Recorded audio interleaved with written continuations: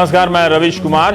भविष्य निधि के भविष्य को लेकर नौकरीशुदा लोगों का वर्तमान परेशान हो गया है। क्या वित्त मंत्री अपने इस फैसले को वापस लेंगे? ऐसा तो कोई संकेत नहीं है कि नहीं लेंगे, बल्कि सूत्र आधारित जानकारी के अनुसार बीजेपी और सहयोगी दलों के सांसदों के साथ बैठक में उन्होंने उत्सुक सांसदों को कारण समझाने का प्रयास तो किया, लेकिन वापसी की मांग को देखते हुए कह गए कि फैसला प्रधानमंत्री ही लेंगे बदलने का।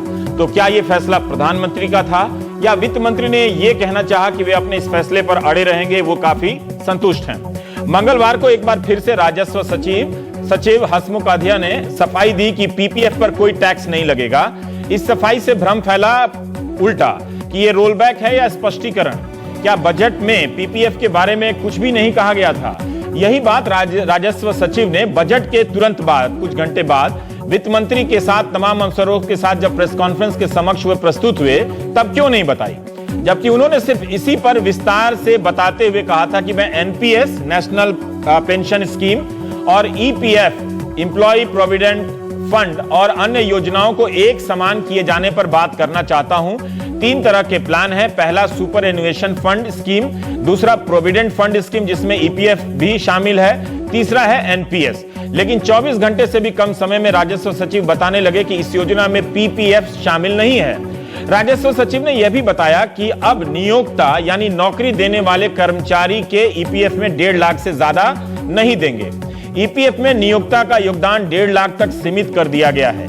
यह भी साफ किया था कि 1 अप्रैल 2016 से पहले की जमा राशि पर नया नियम लागू नहीं होगा। तो क्या 2 तरह के खाते रखे जाएंगे? राजस्व सचिव ने यह भी कहा कि उन्होंने यह बात सोमवार को भी कही थी, ठीक भी है, कि उन्होंने ईपीएफ उन कर्मचारियों के लिए बना था जिनकी आमदनी महीने की 15,000 रुपए थी या कम थी। बाद में इसमें निजी कंपनियों के योगदान को भी शामिल कर लिया गया। जिनकी सैलरी 15,000 रुपए है, उन्हें पैसा निकालते वक्त अभी भी टैक्स नहीं देना पड़ेगा। सवाल है कि 15,000 पाने वाले की सैलरी बढ़ गई तो क्या होगा? जाहिर है बढ़ेगी ही। कहीं ऐसा तो नहीं कि समझाने के चक्कर में अफसरों ने मामला उलझा दिया। मंगलवार को सरकार ने जो प्रेस रिलीज जारी की है उसमें भी 15,000 वाली बात है। वैसे पीएफ सैलरी के हिसाब से नहीं, बेसिक के हिसाब से लगता है। कितने लोग ऐसे हैं जो employ provident fund organisation EPFO के सदस्य हैं? प्रेस रिलीज में कहा गया है कि ईपीएफओ के करीब 3.7 करोड़ सदस्यों में से सिर्फ 3 करोड़ के आसपास ऐसे सदस्य हैं, यानी करीब 3 करोड़ सदस्य 15,000 वेतन वाले कैटेगरी में हैं, जिन्हें पैसा निकालते वक्त टैक्स नहीं देना पड़ेगा। ईपीएफओ में निजी क्षेत्र के करीब 60 लाख सदस्य ऐसे हैं जिनकी तनख्वाह ज्यादा है। इस वर्ग के लोगों पर ही नया नियम लागू होगा, टैक्स देना पड़ेगा। तो 60 लाख लोगों के लिए ईपीएफओ के सदस्यों को लेकर 2 तरह के आंकड़े हैं। प्रेस रिलीज में कहा गया है कि 3.7 करोड़ सदस्य हैं। हमारे सूत्र बताते हैं कि सदस्यों की संख्या 6 करोड़ से ज्यादा है जिनकी केवाईसी संस्था के पास है। इकोनॉमिक टाइम्स ने 5 करोड़ से ज्यादा सदस्य बताए हैं। बिजनेस स्टैंडर्ड अखबार के अनुसार सदस्यों की संख्या करीब 6 करोड़ है। अब अखबारों की संख्या ज्यादा हो गई है या सरकार की संख्या कम है या वो सही है, इसकी जानकारी के लिए आरटीआई का सहारा लेना पड़ेगा या किसी सांसद को संसद में सवाल पूछना पड़ेगा।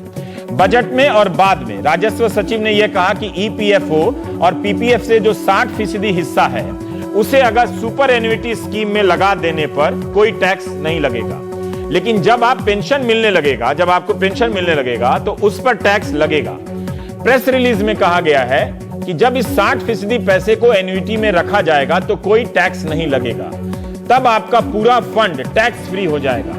पहले कहा गया कि सुपर एन्युइटी में डालने के बाद जो पेंशन के रूप में मिलेगा, जो राशि मिलेगी उस पर टैक्स लगेगा। अब कहा जा रहा है कि राशि पर टैक्स नहीं लगेगा। अब आप एक और बात को समझिए। सरकार कहती है कि 60% हिस्सा अगर सुपर एन्युइटी में नहीं लगाएंगे तो टैक्स देना होगा। अगर बीमा पॉलिसी खरीद लेंगे, क्योंकि ये सुपर एन्युइटी प्लान जो है वो बीमा कंपनियां बेचती हैं, खरीद लेंगे तो आपको टैक्स नहीं देना पड़ेगा। सरकार बीमा कंपनियों के लिए कर्मचारियों पर टैक्स लगा रही है या उनके भले के लिए? नौकरी के दौरान कर्मचारी जिन बीमा पॉलिसी को 5-10 हजार के प्रीमियम में खरीदते रहते हैं, उसी की एक पॉलिसी हम रिटायर होने के बाद लाखों रुपए देकर खरीदेंगे। अगर किसी ने पहले से ही ऐसा प्लान ले रखा हो तो वो दोबारा क्यों खरीदेगा? कहीं ऐसा तो नहीं कि इस बदलाव के जरिए इंश्योरेंस सेक्टर का खजाना भरा जा रहा है? सरकार क्यों तय करेगी कि रिटायरमेंट के बाद मिलने वाले पैसे को हम कहां दें, कहां लगाएं? वो विकल्प दे कानूनी रूप से क्यों मजबूर कर रही है, हम बात करेंगे। अगर सरकार आपके पेंशन को लेकर इतनी ही चिंतित है तो ईपीएफओ में ही पेंशन का एक हिस्सा होता है, छोटा सा हिस्सा होता है, उसे ही क्यों नहीं बड़ा कर देती है। आप जानते हैं कि ईपीएफओ में 3 हिस्से होते हैं। बेसिक का 12% कर्मचारी देता है, इतना ही कंपनी देती है नियोक्ता, और कंपनी के 12% में से 3.67% पैसा पेंशन में चला जाता है जो आपको मिलता है, लेकिन यह राशि बहुत कम होती है। अगर सरकार का इरादा पेंशन बढ़ाना है तो 60% पैसे को बाजार में लाने के बजाय ईपीएफओ के पेंशन फंड में या उसके खांचे में क्यों नहीं डाल देती है। सरकार ने बीमा कंपनियों के जिस सुपर एन्युटी प्लान के लिए हमारी गाढ़ी कमाई पर जो टैक्स लगाया है, क्या हम उसके बारे में जानते हैं? उनका प्लान कैसा है, उनके नियम कैसे होंगे, क्या उनकी शर्तें होंगी, उनके प्रावधान क्या होंगे? क्या आप जानते हैं राजस्व सचिव प्रेस रिलीज वित्त राज्य मंत्री जयंत सिन्हा के बयान में कहा गया है कि पीपीएफ से पैसा निकालने पर किसी तरह का टैक्स नहीं लगेगा, लेकिन क्या इसका ऐलान सरकार बजट पास कराते वक्त करेगी? अब आपको एनपीएस नेशनल पेंशन फंड की मौजूदा शर्त के बारे में मैं बताता हूं। कई शर्तें हैं, एक शर्त के बारे में बताता हूं जो बुकलेट में लिखा है कि जब आप 60 साल के होंगे तो आपको अपनी कुल जमा पेंशन राशि का जो उसमें जमा है कम से कम 40% हिस्सा एन्युटी प्लान में लगाना होगा। पहले से है वहां, अगर 60 साल से पहले निकालेंगे तो 80% उसका हिस्सा एन्युटी प्लान में लगाना होगा। 40% तो पहले से ही है, तो क्या सरकार ने एन्युटी में पैसा लगाने का एनपीएस का कोटा 40 से 60% कर दिया है? पता नहीं। सुपर एन्युटी प्लान को भी समझना चाहिए क्योंकि अंग्रेजी का शब्द बार बार आता है। आपको बता दें, एन्युटी का मतलब आप एक बार पैसा डालते हैं किसी स्कीम में और उसे वृत्ति के आधार पर यानी महीने या साल या 6 महीने के आधार पर आपको मिलता है, तनख्वाह की तरह, पेंशन की तरह। बहुत सारी कंपनियां एन्युटी प्लान ला रही हैं, ला चुकी हैं, लेकिन आप भारतीय जीवन बीमा निगम की 2 पॉलिसी हैं, जीवन अक्षय 6 और जीवन निधि। वित्त मंत्री जयंत सिन्हा ने विस्तार से बताते हुए कहा कि टैक्स आपको इसलिए देना पड़ेगा क्योंकि हमारी कोशिश है कि अगर हम आपको इतना बड़ा लंबा समय तक टैक्स ब्रेक दे रहे हैं, अगर आप रिटायरमेंट इनकम का प्रयोग नहीं करते हैं तो आपको टैक्स देना पड़ेगा। यह कैसे पता कि कोई प्रयोग नहीं करेगा?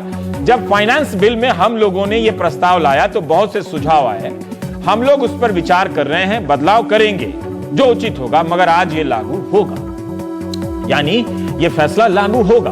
वैसे हमने उनका पूरा बयान नहीं पढ़ा आपके लिए, हम ये भी समझने का प्रयास करेंगे कि अगर कंपनी का हिस्सा जो पहले 12% होता था उसे 1.5 लाख रुपए तक सीमित करने से किसे लाभ होगा? नियोक्ता को, आपको या बाजार को, या पता नहीं किसी को। तो क्या वाकई नया बदलाव 70 लाख लोगों से ही संबंधित है? तो क्या जानना दिलचस्प नहीं होगा कि इन 70 लाख लोगों से सरकार को कितना टैक्स मिलने वाला है? इस फैसले का विरोध करने वाले कहते हैं कि सैलरी पर टैक्स तो सभी देते हैं, ईपीएफओ पर टैक्स लेने का मतलब है दोबारा टैक्स देना, क्योंकि आप उस दौरान दे चुके होते हैं। वैसे भी ब्याज दर कभी 12% थी, कभी इससे भी ज्यादा, जो आजकल 8 से 8.5% के बीच रहती है। यह भी एक तरह से कमी। आप बाजार में जाते हैं तो अनिश्चितता झेलते हैं। ब्याज को लेकर भी कई तरह के बयान आए। बजट में कहा गया कि 60% के हिस्से पर टैक्स लगेगा जो आप निकालेंगे। फिर कहा गया कि उस 60% में से जो ब्याज का हिस्सा है उस पर टैक्स लगेगा। वैसे ब्याज की राशि भी कम नहीं होती, उस पर भी टैक्स लगने से आपको लाखों रुपए देने होंगे। 1952 से ईपीएफओ की योजना चल रही है। 2016 में सरकार इस नतीजे पर कैसे पहुंची कि इसकी निकासी के 60% हिस्से पर टैक्स लगाने चाहिए या इसे बीमा सेक्टर की तरफ धकेल देना चाहिए? एक जानकारी और हाथ लगी है। हम ईपीएफओ की साइट पर गए थे, वहां 25 फरवरी का एक नोटिफिकेशन मिला जिसके अनुसार सरकार ने बजट से पहले एक बड़ा बदलाव कर दिया। इसी 25 फरवरी को पहले आप 55 साल की उम्र होते ही कर्मचारी कभी भी पैसा निकाल सकता था, यानी 55 साल के आप हैं, आज आपकी नौकरी चली गई तो कल ही जाकर आवेदन कर सकते थे। 2 महीने का इंतजार आपको नहीं करना पड़ता था। नए नोटिफिकेशन में 2 महीने के इंतजार की छूट अब 58 साल पर मिलेगी, यानी जब आप 58 साल के होंगे तब। तो 55 साल से पहले जब कर्मचारी पैसा निकालता था, अब एक और ये बदलाव है, 55 साल से पहले जब कर्मचारी पैसा निकालता था तो अपना और कंपनी का हिस्सा भी निकाल सकता था और दोनों पर मिलने वाला ब्याज भी निकाल सकता था। लेकिन नए नोटिफिकेशन के अनुसार 58 साल से पहले जब आप पैसा निकालेंगे तो कर्मचारी को अपना ही हिस्सा और उस पर मिलने वाला ब्याज में से ही पैसा मिलेगा। कंपनी या मालिक का हिस्सा या उस पर मिला ब्याज 58 साल के बाद मिलेगा। अगर आप ईपीएफओ के पैसे के भरोसे हैं तो आप कम से कम इन बातों को जान लीजिए। सरकार ईपीएफ के पैसे पर प्रतिबंध से लेकर निवेश की शर्तें क्यों थोप रही है, उसके इस्तेमाल पर प्रतिबंध सीमाएं। हम प्राइम टाइम में बात करेंगे। हमारे साथ डीएल सचदेवा साहब हैं, आप सचिव हैं AITUC के, और गोपाल अग्रवाल जी हैं, प्रवक्ता हैं बीजेपी के और आर्थिक विषयों को समझते जानते हैं। वैभव अग्रवाल हैं हमारे साथ, जो चार्टर्ड एंड फाइनेंशियल एनालिस्ट हैं, विश्लेषक हैं, और इन्होंने इस बदलाव के लिए change.org पर एक पत्र डाल दिया है, जिस पर इस कार्यक्रम में आने के समय तक 14 या 18 हजार लोग दस्तखत कर चुके हैं। और मनीष सबरवाल साहब हैं, चेयरमैन हैं, टीम लीज सर्विसेज हैं। तो दो तरह की बातें हो रही हैं। एक तरह के लोग कह रहे हैं वित्त मंत्री का फैसला बड़ा शानदार है, साहसिक है, और ये जरूरी है कि ये मिडिल क्लास को सब्सिडी मिल रही थी वो क्यों मिले।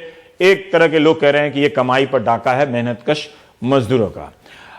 अब आप एक पॉइंट बताइए, उस पर गोपाल जी जवाब देंगे, फिर हम बिंदुवार बढ़ेंगे। ये जो वित्त मंत्री ने प्रोविडेंट फंड पे जो सवाल के रूप में भी हो, जिनसे उनसे पूछा जा सके। हाँ, ये प्रोविडेंट फंड है जो कि पिछले 1952 में ये एक स्टैट्यूटरी फॉर्म में आया है। हाँ। और अभी तक किसी सरकार की भी, चाहे यूपीए रही, नया इकोनॉमिक प्रोग्राम रहा, किसी सरकार की ये हिम्मत नहीं पड़ी कि इसके ऊपर टैक्स लगाए, क्योंकि ये सरकार के लिए संविधान में ये उनका फर्ज बनता है, डायरेक्टिव प्रिंसिपल्स में है कि आप लोगों के लिए और खासकर मेहनत कशों के लिए, आप बुढ़ापे के लिए आप सामाजिक सुरक्षा प्रदान करेंगे। और इसी संविधान के प्रावधान के अंतर्गत ये प्रोविडेंट फंड जो एक्ट आया 1952 में ये किया गया। अब इसके साथ साथ जब से ये नई सरकार आई और खासकर जो इन्होंने कल जेटली साहब ने इस तरीके से कहा, हम ये मानेंगे कि ये बिल्कुल मजदूरों के पैसे के ऊपर गड़बड़ कर रहे हैं। मैं बता रहा हूँ, ये निंदा पर निंदा छोड़ दीजिए। भारत की सारी सरकारें खराब है, एक्सेप्ट करते हैं। यहाँ इस विषय से कोई सवाल पूछे जिसका जवाब देने में वो जवाब दे, मैंने वो खराब है और ये मजदूरों के हितों के खिलाफ है, वो ठीक है, वो है ही, सारी सरकारें होती हैं। कोई सवाल ऐसा पूछिए कि जिसका जवाब नहीं दे सके। ये मेरा इस बारे में ये सवाल है कि जब ये भविष्य निधि की ये जो स्कीम है, और इस स्कीम के ऊपर बजाय सरकार के एनडीए सर थोड़ा बहुत अच्छा किया अपने ग्रामीण क्षेत्र के, नहीं वो छोड़िए, इसी पे बात कीजिए। हाँ, उसमें इसके लिए बजाय के ये जो पेंशन स्कीम है, हमारी एम्प्लॉइज पेंशन स्कीम है, इसमें सरकार का योगदान 1.16 ही है। तो अभी तक सरकार की तरफ से ऐसे कदम क्यों नहीं उठाए गए कि इस मिनिमम पेंशन को 1000 से 3000 करने के लिए उसमें सरकार योगदान दे।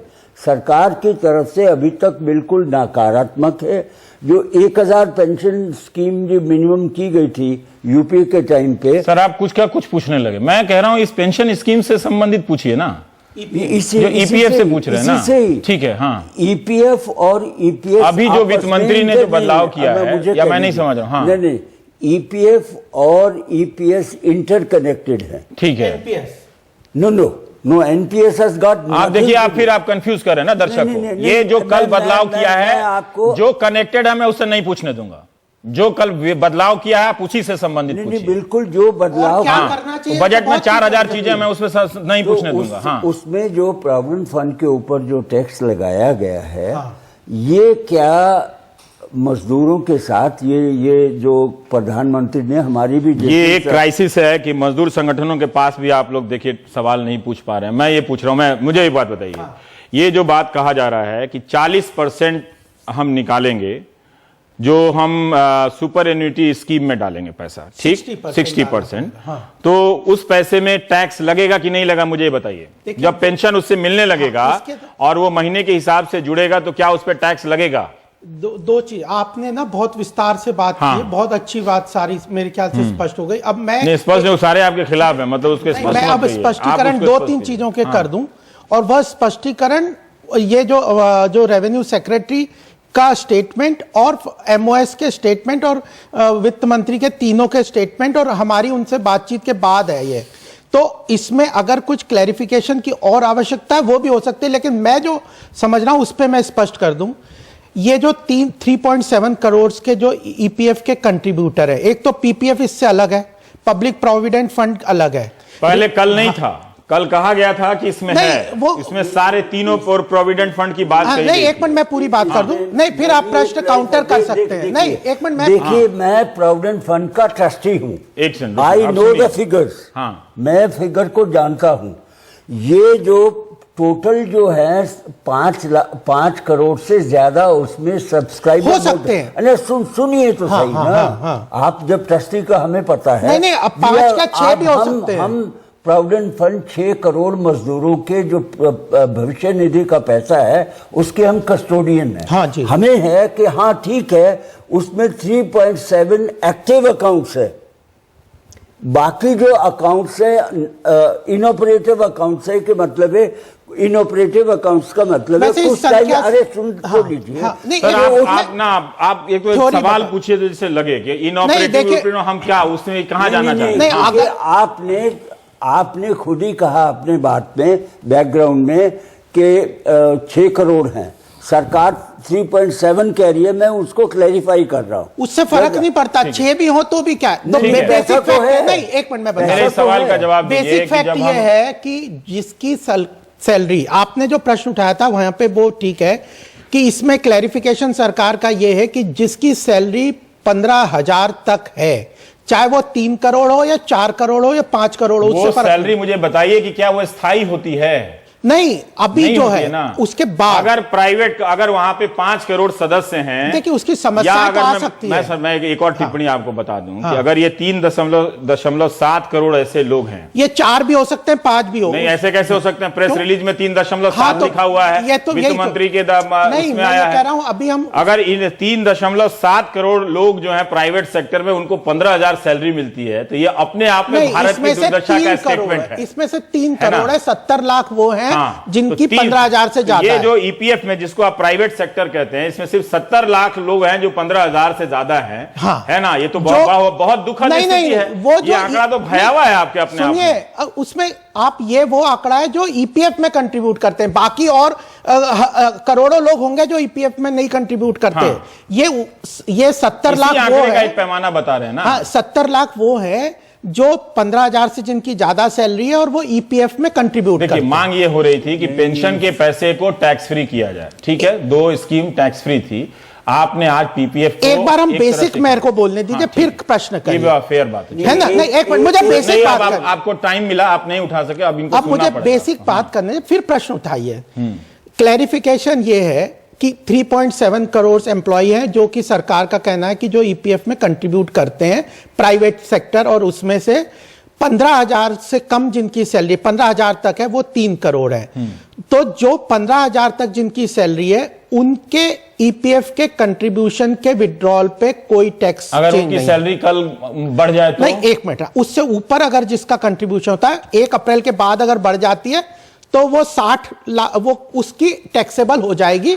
लेकिन सुनिए, उसमें एक मिनट, वो 15,000 वालों के लिए कोई खुशखबरी नहीं है ना। नहीं, एक मिनट और पूरी बात एक मिनट। चीज को प्रोविडेंट नहीं। फंड एक्ट को ही नहीं जानते, तो मैं क्या एक सेकंड मुश्किल ये है, आप एक्ट को ही नहीं जानते। नहीं जानता सारी हूं, मैं भी स्कीम को- चार्टर्ड अकाउंटेंट हूं, मैं आप चाहता तो- एक तो सेकंड जरूरी मुझे इस थोड़ा बात का जवाब देखिए, आप गोलमोल कर रहे हैं। नहीं, गोलमाल नहीं, अभी कर मेरी रहे हैं पूरी आप। बात नहीं होने दे रहे ना।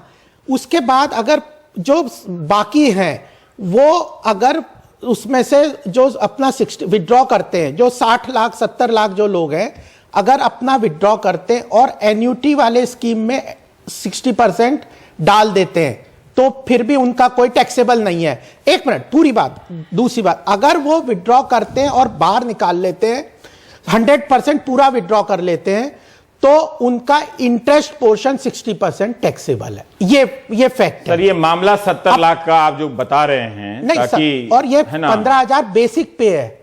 अगर बेसिक पे 15,000 है जो और 15,000 की सैलरी वाली जो स्टेटमेंट का जो लाइन है, हाँ। ये कंफ्यूजिंग लाइन मुझे लगती है। अच्छा, क्या? आप इस पे स्पष्टीकरण दीजिए ना क्या कि किसी confusion की है? सैलरी अगर बढ़ जाएगी, अचानक से आपने बताया कि इसमें 15,000 वाले इतने लोग हैं तो इन पे ये लागू नहीं होगा।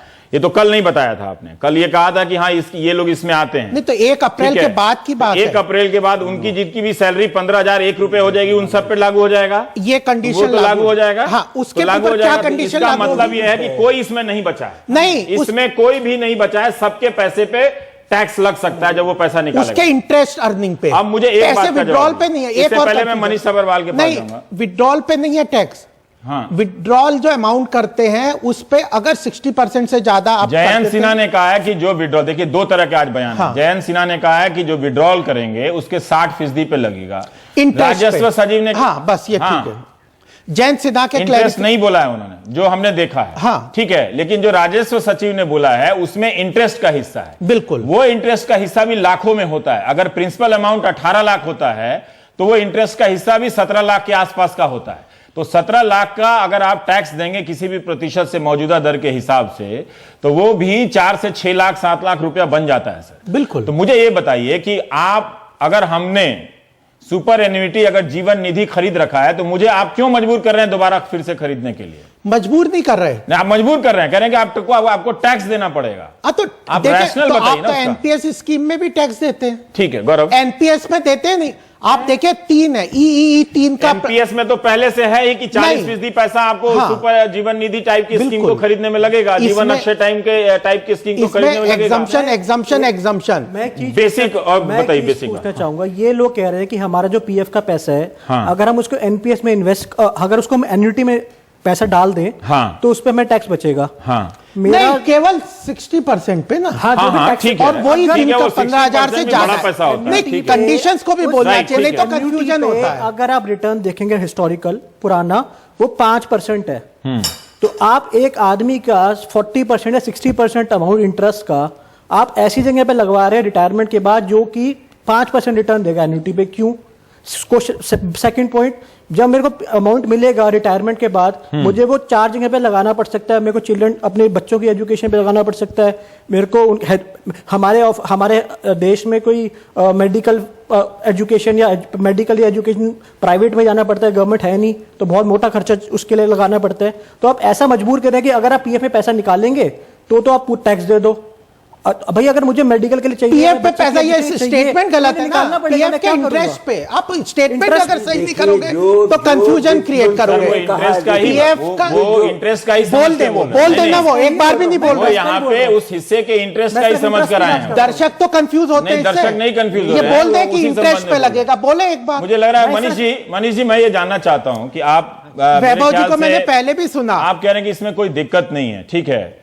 अब मैं कह रहा हूं कि ईपीएफओ में एक पेंशन का फंड है। अगर आप मेरे पेंशन को लेकर चिंतित हैं तो उसमें हिस्सेदारी बढ़ा दीजिए 3.67 से पूरा 12% जो हिस्सा है वो आप पेंशन में डलवा दीजिए, तो एक सुरक्षित पेंशन हमको मिलेगा।